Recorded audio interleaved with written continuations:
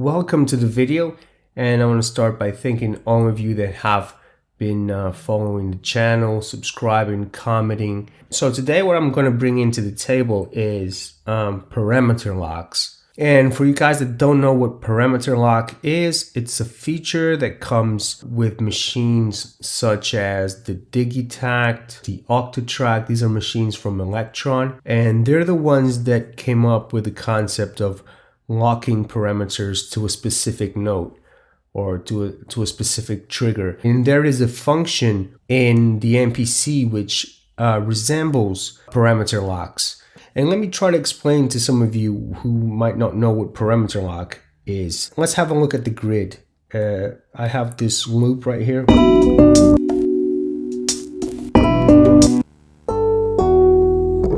Okay, so I have this loop, and I have a guitar on this track. Let me find the guitar. Okay, there we go. So these are the MIDI notes. This one is in C12. So let me come here to the C bank. So it's 12. Okay, so I have these two pads being triggered here. And parameter lock. Now on one of these Electron machines, you would lock to a specific node. You would lock different parameters, such as you would give a delay just for that specific node. You can change parameters here on the program edit, just that specific node alone. And this is not automation. This is locking parameters to a specific node on the grid, or to a specific MIDI node on the grid. It has nothing to do with automation, okay?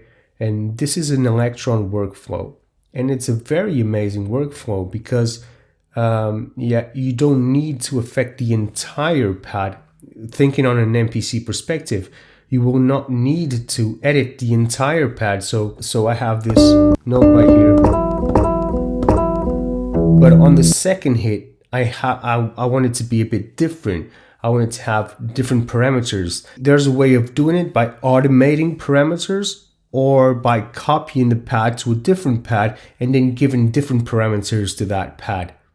Okay, but with parameter locks on the Electron products, you can actually lock parameters to a specific time in the grid, or to a specific node, I should say, to a specific trigger or a MIDI node on the grid.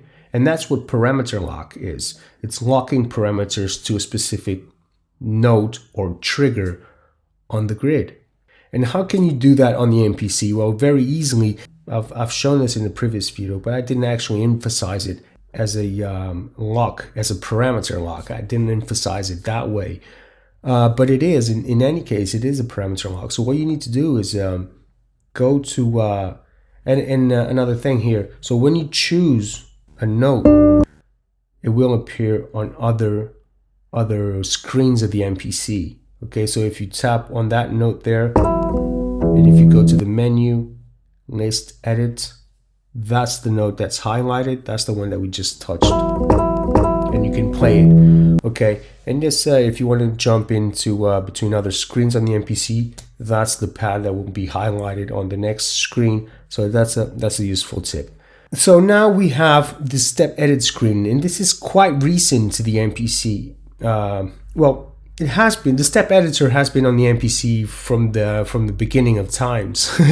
So it has been on the MPC for a long time. It just wasn't on the MPC Touch, it wasn't on the MPC Live and such, but with recent updates, now we have it right here and we can access it. Now, what can we do here that resembles parameter lock?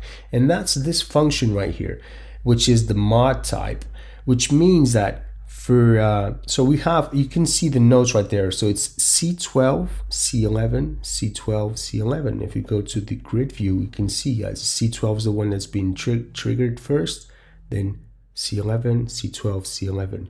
Okay, let's go to the list edit again, and you can see right there, one after the other.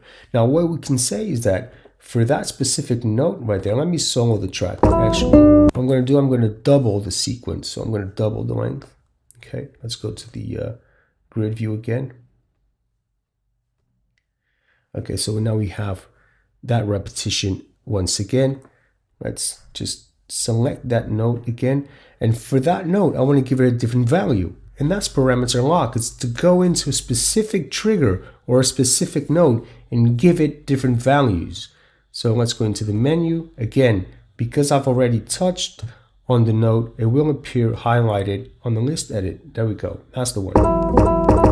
And now we can go ahead and where it says mod type, we can lock a parameter to that specific node. So we can say that that node can have a different tuning effect. We can increase it.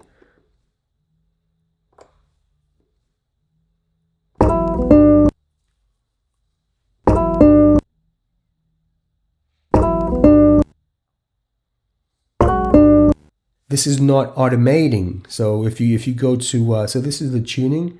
If you go to the program edit and if you go to that specific sample, you'll see that there's no change on the semi notes.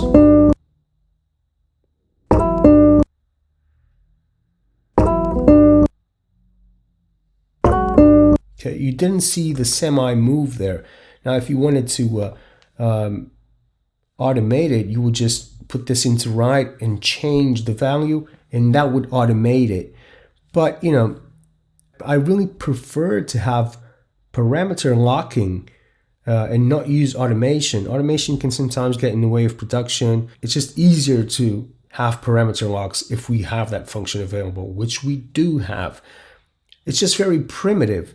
And why do I say that it's very primitive? Because, okay, so here we go back into the step edit, because we can only have one parameter being locked to the to that specific node or to that specific trigger. We cannot affect several at the same time.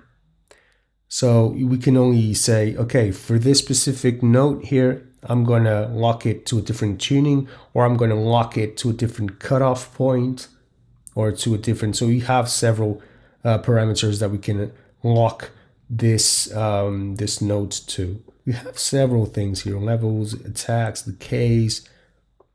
Okay, not much. We don't have much, and that's why I say it's very primitive.